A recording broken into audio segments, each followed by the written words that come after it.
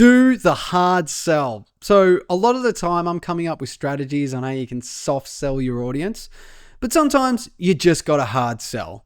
So in this episode, I'm going to go over through the differences of what hard selling and soft selling is and give you 5 examples of when you may want to hard sell in your trade business.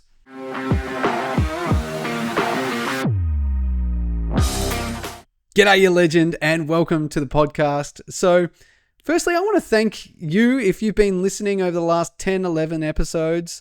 It has been a pretty wild ride for such a short time. I've got some amazing feedback, and slowly I'm building up traction so I can get on some really, really awesome guests. That's not to discount the ones that I've been on, by the way. But it is just me, yours truly, this week, and I'm going to be talking about hard selling versus soft selling and when you can use it in your trade business and all that stuff. So the catalyst for this is over the last month, I've had some pretty big events happen. So the first one was I was in Thailand with my family on a holiday. I documented that for a YouTube video around like the crazy power lines that are in Thailand. But as a consequence of going there, my son got very sick and eventually actually had to have his appendix out, which was super bloody scary.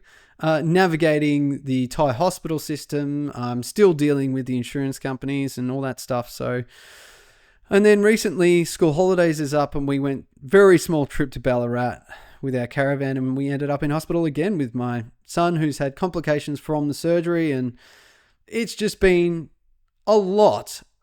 So it's made me reevaluate what I'm doing in my own business and why it is that I create so much content and whether it is currently benefiting me. And I mean, ultimately in the long run, it's benefiting me by benefiting my audience.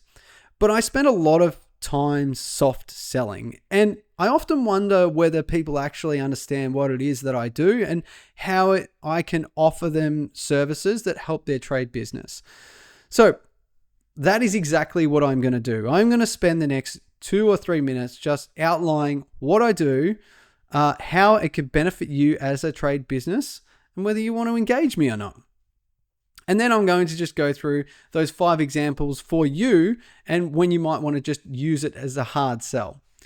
So here we go. My name is David List, and I own a digital marketing and business automations agency called List Media. And this is coupled with a software called Trade Magnet. So List Media does things like helping you with your website, a new website build, or website maintenance. Also do things like Google ads, Facebook ads. I also do things like videography, and that kind of brings me into the podcast. So some of the podcasts actually are paid or promotional content.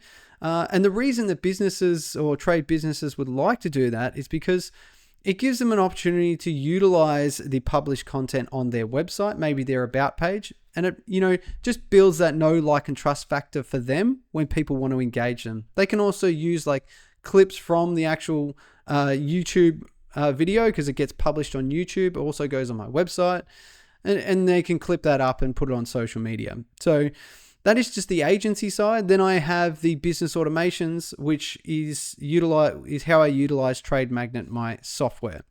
And the reason that I love business automations is because I create an automation once, and then a trade business can continue to use it over and over again, saving them time and money every time. So a good example of this is something super simple like an onboarding form. So the form gets sent straight out to the client, and then they fill out their details, maybe even the description of their job, and then a job is created in Trade Magnet, and then you can follow that job through, and then you can create automations on top of that. For instance, if you wanted to, when the job is complete, send out an invoice, and then maybe you might want to send out a Google review. You can also manage things like your Google ads and Facebook ads.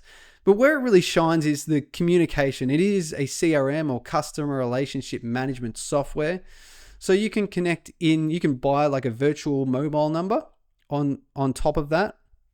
And then when people call you, it's all documented in the same thread. So if you emailed them, called them, and you also got a message from Facebook, Instagram, It will all be within the same thread. It's all connected into Trade Magnet. It's really cool. On top of that, if you really wanted to build your own website, you can use a website builder in it as well. It's got email marketing.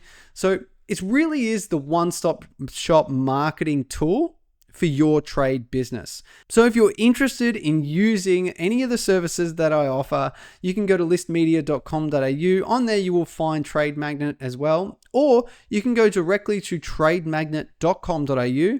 You can sign up for a free 14-day trial and just explore and see whether it's right for you and your trade business.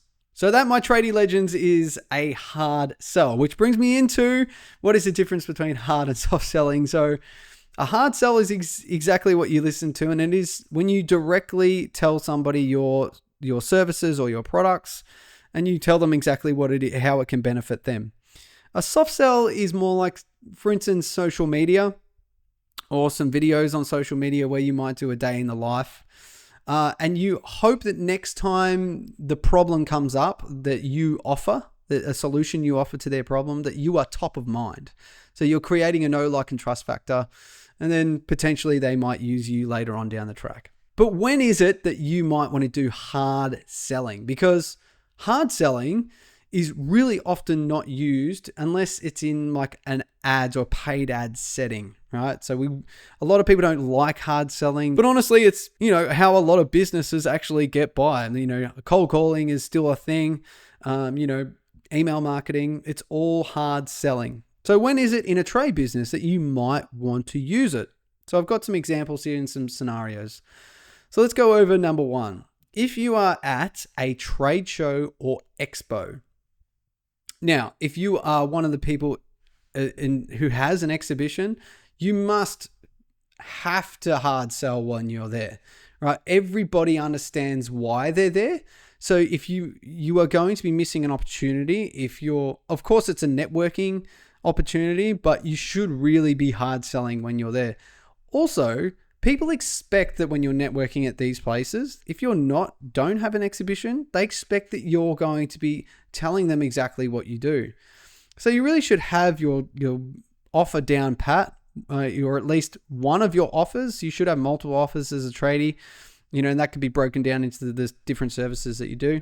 The next one is high demand periods. So this kind of sounds like counterintuitive.